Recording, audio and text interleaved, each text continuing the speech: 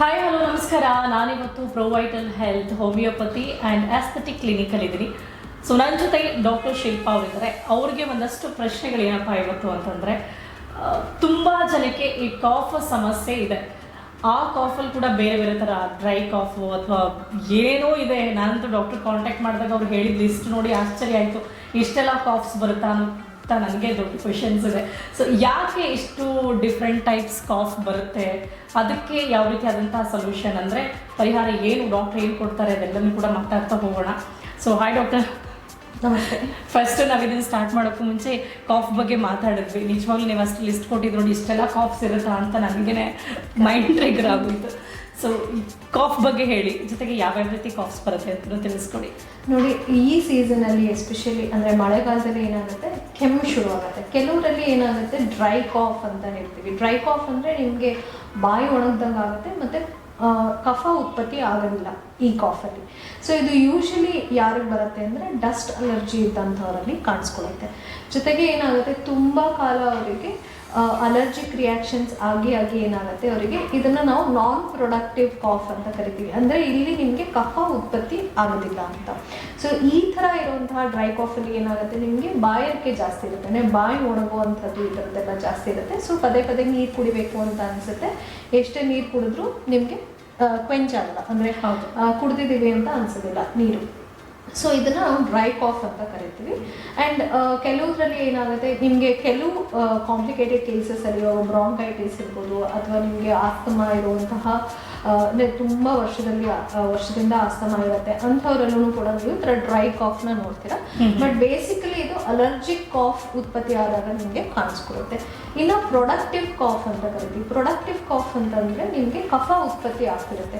So ಇವಾಗ ನಾವು ಸಾಮಾನ್ಯವಾಗಿ ನೋಡ್ತಿದ್ದೀವಿ, ವೈರಲ್ ಇನ್ಫೆಕ್ಷನ್ ಆಗಿರ್ಬೋದು ಅಥವಾ ಬ್ಯಾಕ್ಟೀರಿಯಲ್ ಇನ್ಫೆಕ್ಷನ್, ಅಂದರೆ ಕಫ ಕಟ್ತಾ ಇರುತ್ತೆ. ಇಲ್ಲಿ ಏನಾಗುತ್ತೆ, ನಿಮಗೆ ಎಲ್ಲೋ ಕಫ ಬರುತ್ತೆ ಅಥವಾ ನಿಮಗೆ ಹಸಿರು ಕಫಗಳು ಕಾಣಿಸುತ್ತೆ. ಅಂದರೆ ನೀವು ತುಂಬ ಕೆಮ್ಮಿ ತೆಗೆದಾಗ ನಿಮ್ಗೆ ಏನಾಗುತ್ತೆ, ಕಲರ್ ಚೇಂಜ್ ಆಗ್ತಾ ಬರುತ್ತೆ. ಸೊ ಇದನ್ನ ನಾವು ಇನ್ಫೆಕ್ಟಿವ್ ಸ್ಟೇಜ್ ಅಂತ ಹೇಳ್ತೀವಿ. ಅಂದ್ರೆ ಇನ್ಫೆಕ್ಷನ್ ಆಗಿರೋದ್ರಿಂದ ನಿಮ್ಗೆ ಕಫ ಕಲರ್ ಚೇಂಜ್ ಆಗ್ತಾ ಬರುತ್ತೆ. ಇನ್ನು ಕೆಲವರಲ್ಲಿ ಏನಾಗುತ್ತೆ, ನಿಮ್ಗೆ ಸ್ಮೋಕ್ ಮಾಡ್ತಿರ್ತಾರೆ, ನಿಮ್ಗೆ ಗೊತ್ತಿರುತ್ತೆ. ಸೊ ಸ್ಮೋಕ್ ಜಾಸ್ತಿ ಮಾಡಿದಂಥವ್ರು ಅಥವಾ ಪಲ್ಯೂಷನ್ ಅಲ್ಲಿ ಅಥವಾ ಕೆಮಿಕಲ್ ಫ್ಯಾಕ್ಟ್ರಿಯಲ್ಲಿ ಕೆಲಸ ಮಾಡ್ತಿರ್ತಾರೆ, ಇಂಥವರಲ್ಲಿ ಏನಾಗುತ್ತೆ, ನಿಮ್ಗೆ ಬ್ರೌನ್ ಕಲರ್ ಕಾಣಿಸುತ್ತೆ ಕಫ ನಿಮಗೆ, ಅಥವಾ ನಿಮ್ಗೆ ಬ್ಲ್ಯಾಕಿಶ್ ಆಗಿ ಕಾಣಿಸುತ್ತೆ. ಇದೇನಾಗುತ್ತೆ ಅಂದ್ರೆ ನಿಮ್ಗೆ ಇಲ್ಲಿ ಏನು ನೀವು ಹೊಗೆ ಅಥವಾ ಧೂಳು ಏನಿರುತ್ತೆ ಅದು ಕಲೆಕ್ಟ್ ಆಗಿರುತ್ತೆ ನಿಮಗೆ. ಸೊ ಅಲ್ಲಿ ನಿಮಗೆ ಚೆಸ್ಟಲ್ಲಿ ಕಲೆಕ್ಟ್ ಆಗಿರುವಾಗ ನೀವು ಕಫ ತೆಗೆದಾಗ ನಿಮಗೆ ಅದೇ ಕಲರ್ ಉತ್ಪತ್ತಿ ಕಾಣಿಸ್ಕೊಳ್ಳೋದು. ಇನ್ನು ಕೆಲವರಲ್ಲಿ ಏನಾಗುತ್ತೆ, TB ಪೇಷಂಟ್ಸ್ ಅಂತ ಹೇಳ್ತೀವಿ ನಾವು. ಸೊ TB ಪೇಷಂಟ್ಸ್ ಅಲ್ಲಿ ನಮಗೆ ಸ್ಟೇಜಸ್ ಇರುತ್ತೆ, ಕಾಫ್ ಸ್ಟೇಜಸ್ ಇರುತ್ತೆ. ಸೊ ಇಲ್ಲಿ ಏನಾಗುತ್ತೆ, ಕೆಲವ್ರಿಗೆ ತುಂಬ ಕಫ ಉತ್ಪತ್ತಿ ಆದಾಗ ನಿಮಗೆ ನೊರೆ ಬಂದಂಗೆ ಬರುತ್ತೆ. ಸೊ ಇದು ನಿಮಗೆ ಒನ್ ಆಫ್ ದ ಟೈಪ್ ನಿಮಗೆ TBನಲ್ಲಿ ನೋಡಿದಾಗ ನಾವು. ಜೊತೆಗೆ ಕೆಲವರಲ್ಲಿ ನಾವೇನು ಮಾಡ್ತೀವಿ, ಇದು TB ಕಫ ಟೆಸ್ಟ್ಗೆ ಕಳಿಸಿದಾಗಲೂ ಕೂಡ ಇದೇ ಥರನೇ ಇರುತ್ತೆ. ಸೊ ವೈಟಿಶ್ ಇರುತ್ತೆ ಅಂತ. ಸೊ ಇದು ನೀವು ಡಿಫ್ರೆನ್ಶಿಯೇಟ್ ಮಾಡ್ಕೋಬೋದು. ಯೂಶಲಿ ಕಾಮನ್ ಆಗಿ ಏನಾಗುತ್ತೆ, ನಿಮಗೆ ಈ ಥರ ಸೀಸನಲ್ಲಿ ವೈರಲ್ ಇನ್ಫೆಕ್ಷನ್ ಅಥವಾ ಬ್ಯಾಕ್ಟೀರಿಯಲ್ ಇನ್ಫೆಕ್ಷನ್ ಆದಾಗ ನಿಮಗೆ ಕಫ ಕಲರ್ ಎಲ್ಲೋ ಕ್ರೀಮ್ ಅಥವಾ ಗ್ರೀನ್ ಕಲರ್ ಇರುತ್ತೆ ಅಂತ ಹೇಳ್ಬೋದು. ಸೊ ಹಾಗಾದರೆ ವೆರಿ ಕ್ವಿಕ್ಕಾಗಿ ತಿಳಿಸ್ಕೊಡಿ. ಸೊ ಮನೆಯಲ್ಲಿ ಏನು ಮಾಡ್ಬೋದು, ಬೇಸಿಕ್ಲಿ ಈ ಥರ ಸಮಸ್ಯೆ ಆದ ತಕ್ಷಣನೇ ಯಾವ ರೀತಿ ಕೇರ್ ಮಾಡ್ಬೋದು ಅಂತ. ನೆಕ್ಸ್ಟ್ ಹಾಗೆ ಹೋಮಿಯೋಪತಿಲಿ ಏನು ಟ್ರೀಟ್ಮೆಂಟ್ ಇದೆ ಅಂತ ತಿಳಿಸ್ಕೊಡಿ.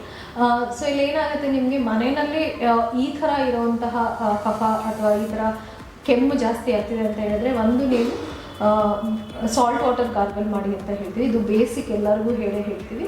ಸೊ ಇದ್ರ ಜೊತೆಗೆ ಏನು ಮಾಡ್ಬೋದು, ನೀವು ಸ್ಟೀಮ್ ಇನ್ಹಲೇಷನ್ ಅಂತ ಹೇಳ್ತೀವಿ. ಸೊ ಇದರಲ್ಲಿ ಏನಾಗುತ್ತೆ, ನಿಮಗೆ ಫುಲ್ಲು ಅದು ಕ್ಲಿಯರ್ ಮಾಡ್ಕೊಡುತ್ತೆ ನಿಮಗೆ.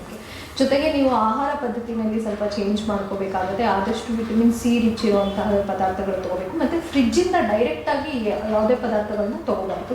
ಅದು ಹೊರಗಡೆ ಒಂದು ಅರ್ಧ ಗಂಟೆಗೆ ಇಟ್ಟು ಆಮೇಲೆ ನೀವು ಸೇವನೆ ಮಾಡ್ಬೋದು. ಮತ್ತು ನೀವು ಆದಷ್ಟು ಬಿಸಿ ಪದಾರ್ಥಗಳನ್ನು ತೊಗೊಳ್ಳಿ. ಜೊತೆಗೆ ಖಾರ, ಸ್ಪೈಸಿ, ಮಸಾಲ ಮತ್ತು ಎಣ್ಣೆಯಲ್ಲಿ ಕರೆದಿರೋಂತಹ ಪದಾರ್ಥಗಳನ್ನ ಕಡಿಮೆ ಮಾಡ್ಕೋಬೋದು. ಸೊ ಇದಿಷ್ಟನ್ನು ನೀವು ಮೇಂಟೈನ್ ಮಾಡ್ತೀರಾ ಅಂದರೆ ಡೆಫಿನೆಟ್ಲಿ ಕಫ ಉತ್ಪತ್ತಿ ಆಗೋದು ಕಡಿಮೆ ಆಗುತ್ತೆ, ಕೆಮ್ಮು ಕೂಡ ಕಡಿಮೆ ಆಗುತ್ತೆ ಅಂತ ಹೇಳ್ಬೋದು. ಓಕೆ, ಈಗ ಹೇಳ್ತಾ ಇದ್ರೆ ನೀವು ಯಾರ್ಯಾರಿಗೆ ಯಾವ ರೀತಿ ಸಮಸ್ಯೆ ಆಗುತ್ತೆ, ಈಗ ಫ್ಯಾಕ್ಟ್ರಿಲಿ ವರ್ಕ್ ಮಾಡೋರಿರ್ಬೋದು ಅಥವಾ ಡಸ್ಟಲ್ಲಿ ಹೆಚ್ಚಾಗಿರೋರಿಗೆ, ಇನ್ನು ಸ್ಮೋಕ್ ಮಾಡೋರಿಗೆ, ಇವ್ರಿಗೆ ಒಂದು ಸಿವಿಯರ್ ಸ್ಟೇಜ್ಗಂತ ಒಂದಷ್ಟು ಜನ ಹೋಗಿರ್ತಾರೆ. ಅವರು ಡೆಫಿನೆಟಾಗಿ ಡಾಕ್ಟರ್ನ ಕನ್ಸಲ್ಟ್ ಮಾಡಲೇಬೇಕಾಗುತ್ತೆ. ಡಾಕ್ಟರ್ ಕನ್ಸಲ್ಟ್ ಮಾಡಿದ ನಂತರ ಅವ್ರಿಗೆ ಟ್ರೀಟ್ಮೆಂಟ್ ಯಾವ ರೀತಿ ಆಗಿರುತ್ತೆ ನೋಡಿ. ಇದು ಯಾವುದೇ ಕಫ ಅಥವಾ ಕೆಮ್ಮು ನಿಮಗೆ 1 ತಿಂಗಳಿಗಿಂತ ಜಾಸ್ತಿ ಇರಬಾರ್ದು. ಓಕೆನಾ? ಇದು ನಾವು ಇಲ್ಲಿ ಅವಾಗ ಕ್ರಾನಿಕ್ ಡಿಸೀಸಸ್ನ ಸಸ್ಪೆಕ್ಟ್ ಮಾಡ್ತೀವಿ 1 ಮಂತ್ ನಂತರ. ಯಾಕೆಂದ್ರೆ ಯಾವುದೇ ಕೆಮ್ಮು ಕಫ ಯಾವುದೇ ಇರಬಹುದು, ಇದು 1 ತಿಂಗಳಿಗಿಂತ ಜಾಸ್ತಿ ಇರಬಾರ್ದು. ಸೊ ಇಲ್ಲಿ ಏನಾಗುತ್ತೆ, ನಿಮಗೆ ಕೆಮ್ಮು ಕಫ ಶುರು ಆಗುತ್ತೆ, ನೀವು ಟ್ರೀಟ್ಮೆಂಟ್ ತಗೋತೀರಾ ಅಥವಾ ನೀವು ಮನೇಲೇ ಏನಾದರೂ ಮದ್ದು ಮಾಡ್ತೀರಾ. ಸೊ 1 ವಾರ 10 ದಿನದಲ್ಲಿ ಹೋಗ್ಬೇಕದು. ಇಫ್ ಇಟ್ ಈಸ್ ರೆಗ್ಯುಲರ್ ಅಂದರೆ ಮೋರ್ ದ್ಯಾನ್ 1 ಮಂತ್ 2 ಮಂತ್ ನೀವು ಕಾಫ್ ಇದೆ ಮತ್ತು ಕೋಲ್ಡ್ ಇದೆ ಅಂದರೆ ಡೆಫಿನೆಟ್ಲಿ ನೀವು ಡಾಕ್ಟರ್ಗೆ ಭೇಟಿ ಮಾಡಬೇಕು. ಯಾಕೆಂದರೆ ಇದು ನಿಮಗೆ ಡೀಪ್ ಆಗುತ್ತೆ ಇನ್ಫೆಕ್ಷನ್.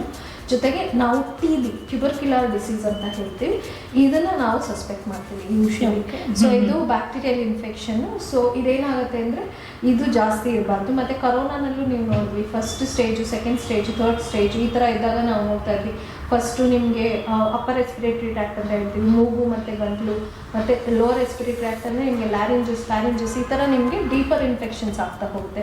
ಸೊ ಇಲ್ಲಿ ಫಸ್ಟ್ ಏನಂತಂದರೆ ನಿಮಗೆ ಕಫ ಅಥವಾ ಕೆಮ್ಮು ನಿಮಗೆ 1 ತಿಂಗಳು ಅಥವಾ 2 ತಿಂಗಳಿಗಿಂತ ಜಾಸ್ತಿ ಇರಬಾರ್ದು. ನೀವು ಆ ಥರ ಏನಾದರೂ ಆಯಿತು ಅಂದರೆ ಡೆಫಿನೆಟ್ಲಿ ನೀವು ಡಾಕ್ಟರ್ಗೆ ಭೇಟಿ ಕೊಟ್ಟು ಟ್ರೀಟ್ಮೆಂಟ್ ತೊಗೊಳ್ಳೇಬೇಕು ಅಂತ ಹೇಳ್ತೀನಿ. Yes doctor, thank you so much. Very short ಟೈಮಲ್ಲಿ ಸೊ ಯಾವುದೆಲ್ಲ ಟೈಪ್ಸಲ್ಲಿ ಕಾಫ್ಸ್ ಬರುತ್ತೆ, ಜೊತೆಗೆ ಯಾವ ರೀತಿ ಕೇರ್ ತೆಗೆದುಕೊಳ್ಬೋದು ಮತ್ತು ಟ್ರೀಟ್ಮೆಂಟ್ ಕೂಡ ಹೇಗಿರುತ್ತೆ ಅಂತ ತಿಳಿಸ್ಕೊಟ್ರಿ. Thank you so much. ನೋಡಿದ್ರಲ್ಲ, ಈ ವಿಡಿಯೋ ನಿಮಗೂ ಕೂಡ ಇಷ್ಟ ಆಗಿದೆ ಅಂತ ಭಾವಿಸ್ತೇನೆ. ಯಾಕಂದರೆ ಸಾಕಷ್ಟು ಜನರಿಗೆ ಕೆಮ್ಮು ಅಂತ ಅಂದ ತಕ್ಷಣ ಇಷ್ಟೆಲ್ಲ ವೆರೈಟೀಸ್ ಇರುತ್ತೆ, ಇಷ್ಟೆಲ್ಲ ಸಮಸ್ಯೆ ಇರುತ್ತೆ ಅಂತ ಗೊತ್ತೇ ಇರೋದಿಲ್ಲ. ಬಟ್ ಡಾಕ್ಟರ್ ಶಿಲ್ಪಾ ಅವರಿಗೆ ಎಷ್ಟು ಈಸಿಯಾಗಿ ತುಂಬ ಇನ್ಫಾರ್ಮೇಷನ್ಸನ್ನು ನಮಗೆ ಕೊಟ್ಟಿದ್ದಾರೆ. So thank you. ನಿಮಗೂ ಈ ವಿಡಿಯೋ ಇಷ್ಟ ಆಗಿದೆ, ಪ್ಲೀಸ್ ಲೈಕ್ ಮಾಡಿ, ಕಮೆಂಟ್ ಮಾಡಿ, ಹಾಗೆ ನಿಮ್ಮ ಫ್ಯಾಮಿಲಿ ಹಾಗೂ ಫ್ರೆಂಡ್ಸ್ಗೆ ಈ ವಿಡಿಯೋನ ಶೇರ್ ಮಾಡಿ. ಆ್ಯಂಡ್ ಇನ್ನೂ ಸಹ ನೀವು ನನ್ನ ಚಾನಲ್ ಸಬ್ಸ್ಕ್ರೈಬ್ ಮಾಡಿಲ್ಲ ಅಂದರೆ ಈಗಲೇ ಸಬ್ಸ್ಕ್ರೈಬ್ ಮಾಡಿ. Thank you. ಬಾಯ್.